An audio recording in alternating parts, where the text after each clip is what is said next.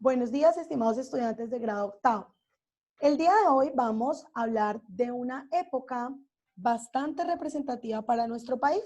Dicha época es la época de la regeneración. Antes de abordar ya como tal el tema de la regeneración, quiero que nosotros hagamos hincapié en las guerras civiles que se dieron antes de llegar a esta época de cambio, de regeneración, como su palabra lo dice.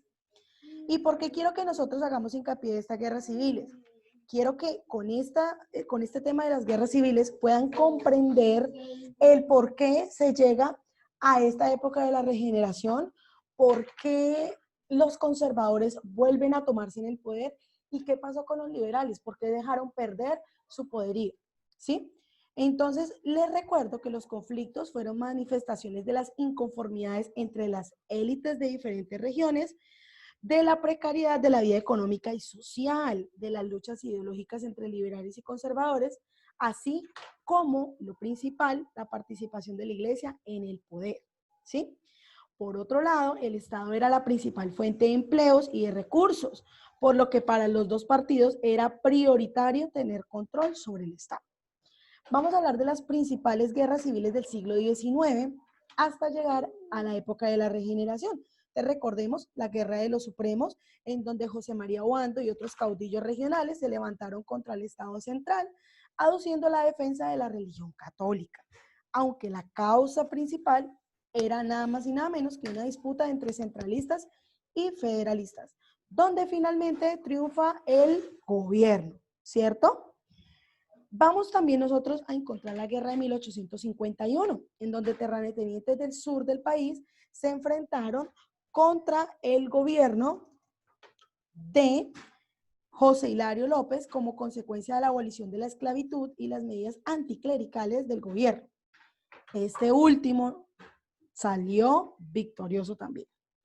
La guerra de 1854, donde se le da un golpe de Estado de José María Melo a José María Obando, y las medidas tomadas por el gobierno para reducir el ejército, también como la eliminación de algunos rangos, afectaron directamente al gobierno de Melo.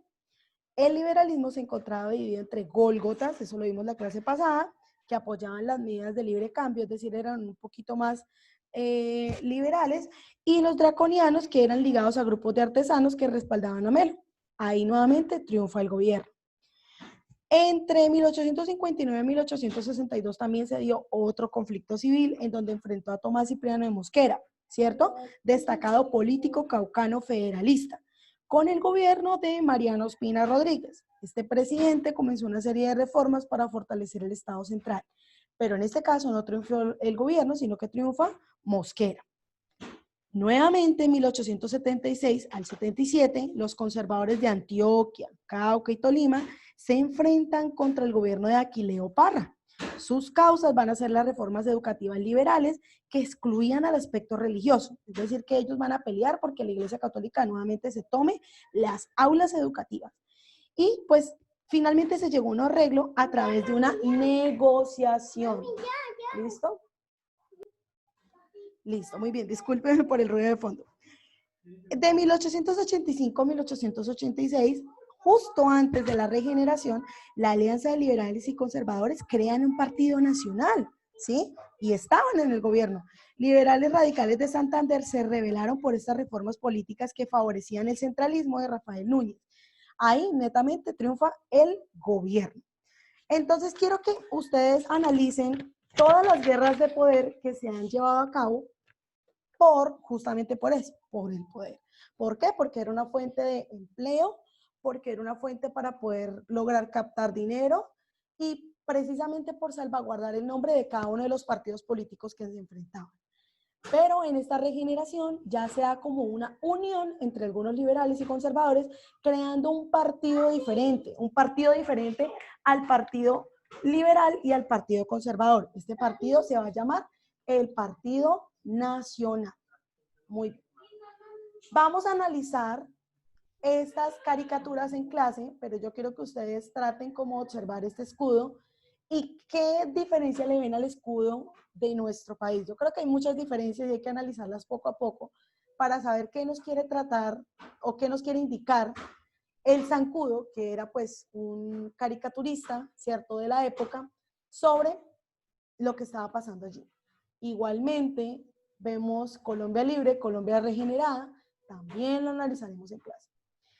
Y la regeneración como tal, chicos, fue un periodo histórico colombiano en el cual el Partido Conservador va a tomar el poder, pero va a tomar el poder a través de una alianza con unos liberales, naciendo también una constitución muy importante, la constitución más larga que ha tenido el país, pero no es la constitución de la que nosotros estamos gozando actualmente. ¿Sí? Eso es un dato relevante. La constitución del 86 ha sido la constitución más larga, ¿cierto? Pero no es la que nosotros estamos usando en nuestra actualidad. Esta constitución fue impulsada por Rafael Núñez y por Miguel Antonio Caro. ¿Qué propuso esta regeneración? Entonces, acabar con el federalismo, porque era su objetivo principal, e instaurar un Estado único y central. Recordemos nosotros que el liberalismo tenía como base el federalismo, ¿cierto? Donde cada uno de los estados tenía su propia autonomía, ¿cierto? Y no le rendían cuentas a un estado central. En esta vez Rafael Núñez y Miguel Antonio Caro vieron importante tratar de recolectar y recoger todo el poder en una base central, en una capital, para poder asimismo obviamente controlar a las provincias, estados que en este caso se pasarían a llamar departamentos y evitar conflictos civiles. Limitar las libertades ciudadanas establecidas en la Constitución del 63. Es decir, que en esta Constitución se daban mucha largura, como se dice coloquialmente, a los ciudadanos y esta Constitución iba a amarrar los pantalones y a reducir el poder de estos ciudadanos. Iba a destacar la importancia del presidente de la República. Recuerden ustedes que yo les nombraba en las diapositivas anteriores que el presidente solamente se encargaba de la parte internacional y de la diplomacia. De resto se encargaba cada uno de los gobernadores de las provincias, ¿cierto? Entonces acá el presidente vuelve a tomar importancia y vuelve a tomar las riendas del país. Por último, integrar el país en materia económica, creando un mercado interno, mejorando las vías de comunicación que mejorará el comercio regional y nacional, obviamente también el local. ¿Por qué? Porque recordemos que con el federalismo y con la Constitución del 63 se daba mucha apertura a la economía internacional, pero se estaba descuidando un poco la parte local y la parte de la recolección de recursos. En el ámbito social se da una diversificación social, creando una clase media. La religión vuelve a tomar poder y ayuda a armonizar diferencias y conflictos de la clase social. Y la iglesia también va a tomar las riendas de la educación pública, acomodada obviamente a las doctrinas que venían de Roma. En el ámbito político, Rafael Núñez va a sentar las bases del progreso en la Constitución del 86 y se va a dar una alianza entre liberales y conservadores nunca antes vista y que lleva como tal la formación del Partido Nacional. Vemos unos apartes de la Constitución de 1886 que encontramos unos cambios que se generaron con respecto a la Constitución antigua. El primero, pues que el país ya no se iba a llamar Estados Unidos de Colombia, sino que se llamará República de Colombia. Creo que nosotros seguimos conservando ese nombre hasta la actualidad. La política ya no va a ser federalista, sino que va a ser centralista. Los estados ya no se van a llamar estados, provincias, sino que se van a llamar departamentos. El periodo presidencial, igual, de 6 años. El ejército será de orden nacional. Y la educación será obligatoria y dirigida por la iglesia. Esta parte me gusta mucho, el tema de que la educación sea obligatoria. Se consideraba, ya se empezaba como a tratar de considerar como un derecho. Y por último, y yo sé que les va a llamar la atención a ustedes, es que en esta Constitución se aprobó la pena de muerte, porque se trataba de infundir terror hacia los ciudadanos, tratando, ¿cierto?, de controlarlos con este tema de la pena de muerte. Listo, mis amores, entonces espero por favor que hayan entendido el tema de la regeneración.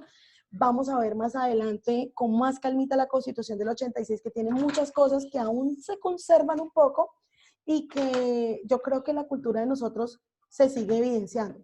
Que estén muy bien, Dios los bendiga.